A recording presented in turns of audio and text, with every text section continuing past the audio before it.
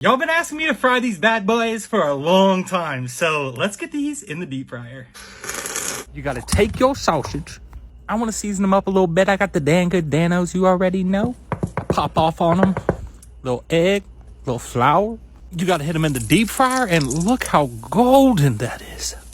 We did it, and honestly, these look restaurant quality. If you bought these at a restaurant, you wouldn't be that displeased, would you? I don't know. We're talking high quality appetizer here. This is the $5 a bundle.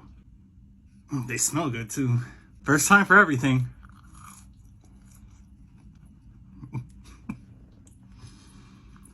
I just realized I've never eaten one of these warm either. It ain't bad though. I kind of like it. I gotta put some hot sauce on that thing.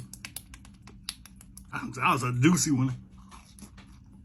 Ooh, they're hot. Yo, these with the hot sauce, that is it. The hot sauce really brought it there. That spicy fried. This is a W, and I don't know why, but I feel like it'd be the best snack for like Super Bowl. This is got everything you want.